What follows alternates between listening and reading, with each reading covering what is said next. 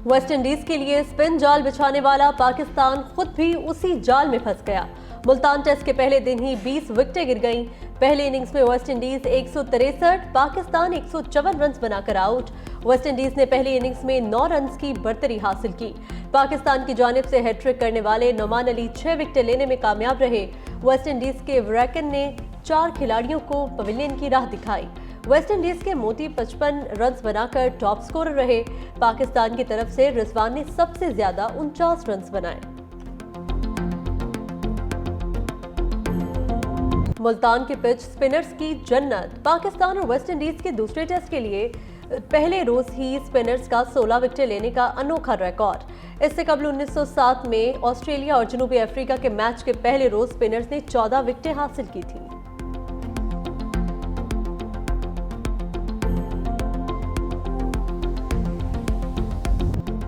Multan test Noman Ali के लिए यादगार बन गया। टेस्ट मैच में हैट्रिक करने वाले पहले पाकिस्तानी स्पिनर बन गए। कौमी स्पिनर्स ने मुसलसल 3 गेंदों पर सेंक्लेयर, इमलाच और जस्टिन को पवेलियन की राह दिखाई। पहले सेशन में 6 विकेटें लेकर आलमी रिकॉर्ड भी अपने नाम किया।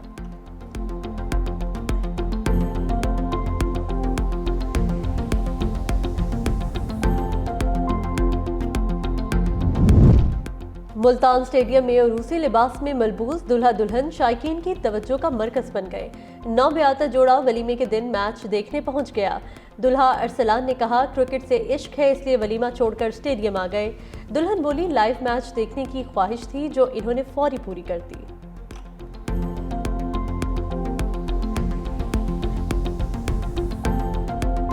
We live in an age defined by technology. Yet with the rapid progress comes a set of challenges we cannot ignore. Data privacy, digital misinformation, cybercrimes. These are the battles of our time. We too must establish principles that guide us in this digital age. As engineers, scientists, and leaders, you have the power to make a difference.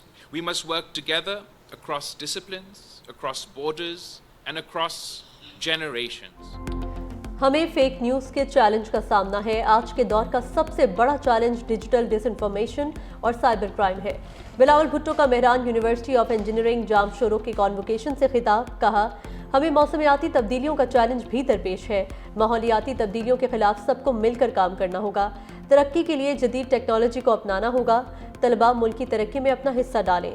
Bilawal Bhutto Zardari ने PhD, masters और software engineering के 80 तलबा में असनाद भी तकसीम की।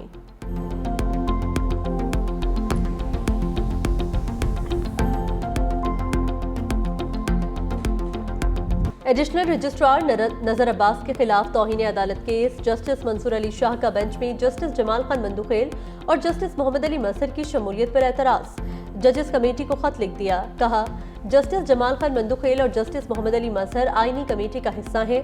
आईनी committee ने ही हमसे मुंतकिल होने वाला केस अपने पास लगाया। इंट्रा कोर्ट अपील के लिए बतौर कमेटी रुकन 5 रुकनी बेंच की तजवीज़ दी।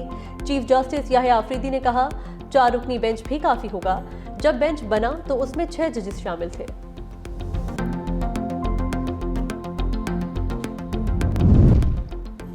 तहरीक इंसाफ ने 26वीं आईनी तरमीम सुप्रीम कोर्ट में चैलेंज कर दी। आईनी तरमीम कलअदम करार देने की इस्तदा, फैसले तक जुडिशल कमीशन को जजेस तैनाती से रोकने की इस्तदा भी कर दी। मौक़िफ़ इख्तियार किया, पार्लियामेंट आइन के बुनियादी खदोखाल को तब्दील नहीं कर सकती। अदलिया की आज़ादी आइन का बुनियादी जुज़्व है। अदलिया की आज़ादी के खिलाफ कोई तरमीम नहीं की जा सकती। आइनी तरमीम इख्तियारात की तकसीम के आइनी उसूल के खिलाफ है। 26वीं तरमीम के तहत होने वाले तमाम इक़दामात कलअदम करार दिए जाएं।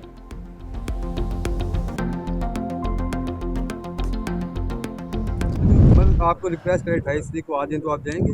देखो, हुकूमत की तरफ से स्पीकर साहब ने नोटिफिकेशन इशू किया है, क्योंकि कॉल अप हुआ है और खान साहब जब कॉल अप करते हैं only he can review it. अब ये मैटर ख़त्म है, लेकिन फिर भी हुकूमत के पास टाइम है, अगर चाहे तो ये अभी अनाउंस कर दे। लेकिन इनकी तरफ से कुछ भी नहीं हुआ, कोई स्टेप नहीं लिया गया जो ये शो करता है कि इनकी नीयत ही नहीं है कोई कमीशन बनाने का। तो अगर कमीशन नहीं बनते जा रहा तो हम हुकूमत के साथ सिर्फ हाय हेलो और फोटो सेशन के लिए तो नहीं बैठना था। कमीशन नहीं बनेगा तो हुकूमत के साथ बैठने का क्या फायदा? सिर्फ फोटो सेक्शन के लिए तो नहीं बैठ सकते। चेयरमैन PTI गोहर अली खान कहते हैं, मुज़ाकरात के तीसरे दौर में कहा था 7 रोज में जुडिशल कमीशन बनाया जाए, जो नहीं बना। अब ये मामला खत्म है। सलमान अकरम राजा की भी 28 जनवरी के इजलास में शिरकत न करने की तस्दीक। कहा हुकूमत भाग रही है, ये नहीं चाहते कि सच सामने आए। अगले लाहे अमल का ऐलान बानी पीटीआई करेंगे। शिबली फराज ने कहा, अगर हुकूमत कमीशन बनाने का ऐलान कर दे तो बात आगे बढ़ सकती है।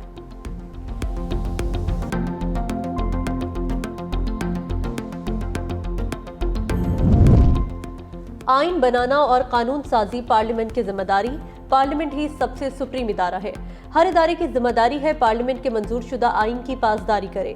सीनियर वजीर सिंध शर्जील मेमन ने वाजे कर दिया। बोले, चेयरमैन बिलावल भुट्टो जरदारी कह चुके आइन का तहफ्फुज करेंगे। तारीख में पहली बार सदर आसिफ अली जरदारी ने सदारती इख्तियारात पार्लियामेंट को मुंतकिल किए। जमहूरियत के इस्तेहकाम और पार्लियामेंट की मजबूती के लिए जद्दोजहद पाकिस्तान पीपल्स पार्टी की तारीख रही है।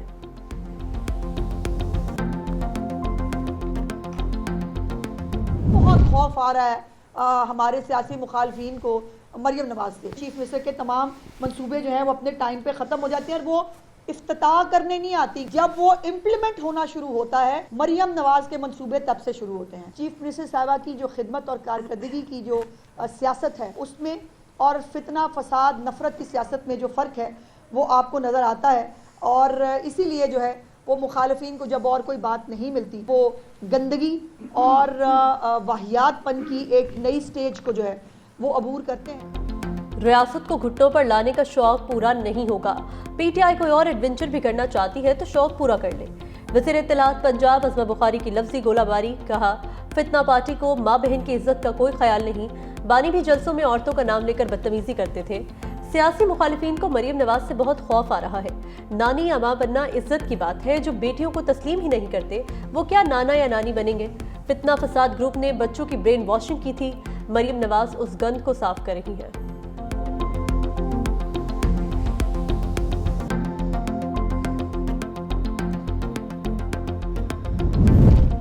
बानी पीटीआई ने अली अमीन गंडापुर को पीटीआई खैबर पख्तूनख्वा की सदारत से हटा दिया।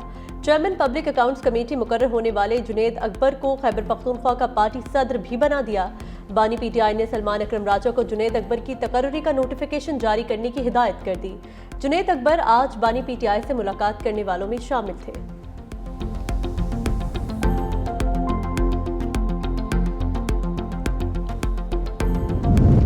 कुरम की सूरत हाल पर कोहाट में कमिश्नर की ज़ेर सदारत ग्रैंड जरगे का इनेकाद। जरगे के सरबराह इज्जत खान ने कहा, ग्रैंड जरगे ने खतरनाक मोर्चों को खत्म कर दिया। मजीद मोर्चे भी खत्म किए जाएंगे। बगन में काफिले पर हमले की मजम्मत करते हैं। कोहाट मुआहिदे पर अमल दरामद की जिम्मेदारी रियासत पर है। हुकूमत रास्ते महफूज बनाए, बंकर्स मस्मार करने और असलहा जमा करने की जिम्मेदारी पूरी की जाए।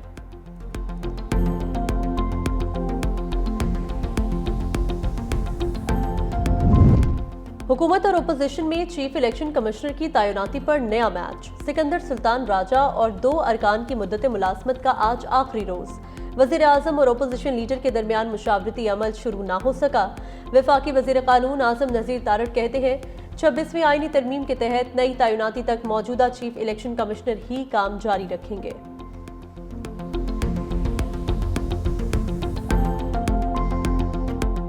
साइन के मुताबिक होगा, हम वो नहीं करेंगे जो पीटीआई ने किया था। बाद उन्होंने बगैर मुशावरत के 2 अपॉइंटमेंट्स कर दी थी। हम ये नहीं करने जा रहे। ये ओपन ट्रांसपेरेंट प्रोसेस होगा। हमारे अलाइज के जो नुमाइंदे हैं वो भी उसमें बैठेंगे, जो कमेटी बनती। गजा जंगबंदी मुआहिदे के तहत कैदियों का तबादला जारी। फलस्तीनी तंजीम हमास ने इजराइल की 4 फौजी खवातीन को रिहा कर दिया।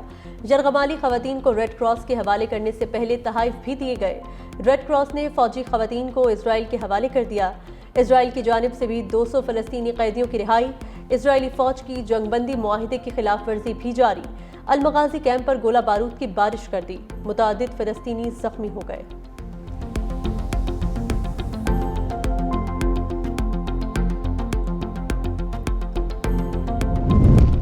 अमरीका और चीन के वज़ीर ख़ारजा में पहला टेलीफोनिक राबता। अमरीकी वज़ीर ख़ारजा मार्को रूबियो ने कहा, अमरीका और चीन के ताल्लुकात दुनिया का मुस्तकबिल तय करेंगे। उम्मीद है ताइवान का मसला पुरअमन तरीके से हल किया जाएगा। चीनी वज़ारत ख़ारजा ने कहा, मार्को रूबियो ने वाज़ेह किया कि अमरीका ताइवान की आज़ादी नहीं चाहता। अमरीकी वज़ीर ख़ारजा ने 1 चाइना पॉलिसी का अहाता किया।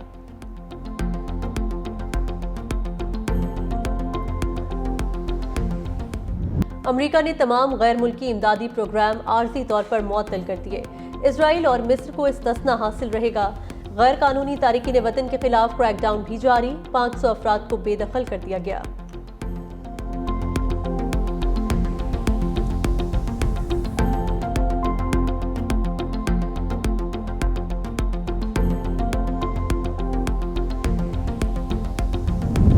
अमेरिका और बरतानिया तूफानों की जद में, फ्लोरिडा, अलाबामा समेत जनूबी रियासतों में शदीद बर्फबारी, हादसात में 10 अफराद हलाक हो गए।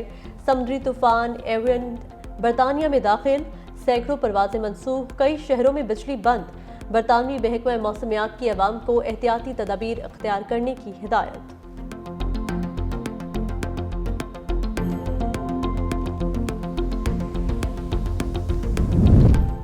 कराची में हब ऑटो क्रॉस रैली के दौरान अफसोसनाक हादसा, तेज रफ्तार गाड़ी उलटने से रजाकार जद में आकर शदीद जख्मी, अस्पताल में दम तोड़ गया।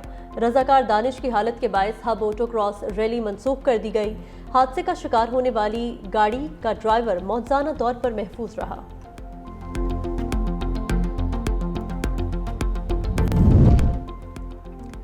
वज़ीर-ए-आज़म शहबाज शरीफ से स्नूकर चैंपियन मोहम्मद आसिफ की मुलाकात, 60 स्नूकर चैंपियनशिप जीतने पर मुबारकबाद, 25 लाख रुपए का चेक भी दिया। कहा खिलाड़ियों को सहूलियात फराहम करने के लिए हर मुमकिन इकदाम कर रहे हैं। मोहम्मद आसिफ ने वज़ीर-ए-आज़म की जानिब से पज़िराई पर शुक्रिया अदा किया।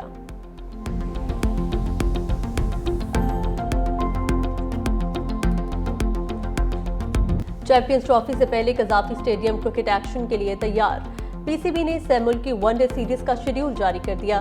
पहला मैच 8 फरवरी को पाकिस्तान और न्यूजीलैंड के दरमियान कज़ाफी स्टेडियम लाहौर में होगा। 12 फरवरी को न्यूजीलैंड और जनूबी अफ्रीका कज़ाफी स्टेडियम में एक्शन में दिखाई देंगे। सीरीज का फाइनल 14 फरवरी को नेशनल स्टेडियम में होगा।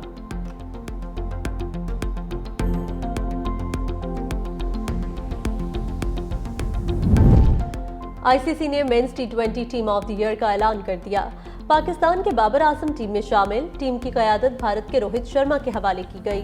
दीगर खिलाड़ियों में Jasprit Bumrah, Arshdeep Singh, Hardik Pandya, Travis Head, Phil Salt, Nicholas Pooran, Sikandar रजा, राशिद खान और हरसांगा शामिल हैं।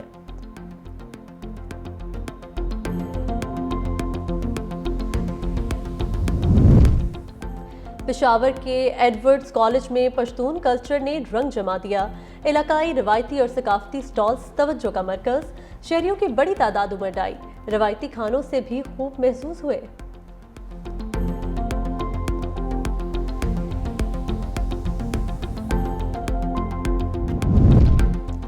सैयारों की परेड देखने का आज बेहतरीन मौका। माहिरीन फलकियात के मुताबिक ज़ोहरा, मुश्तरी, मरीख और ज़हल को इंसानी आंख से देखा जा सकेगा।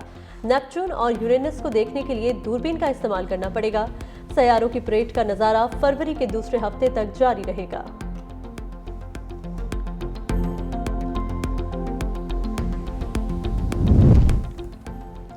और फिल्मी दुनिया के सबसे बड़े ऑस्कर अवार्ड्स की नामजदगियों का ऐलान।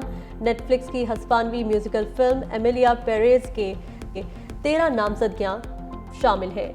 दी ब्रूटलिस्ट और विकेट की 10-10 नामजदगियां हासिल की गई हैं, जबकि science fiction blockbuster dune part 2, drama I am still here, निकल बॉयज और दी सब्सटेंस भी नामजद फिल्मों में शामिल हैं। तीनों फिल्में ऑस्कर अवार्ड में बेहतरीन फिल्म का टाइटल जीतने के लिए मुकाबला करेंगी।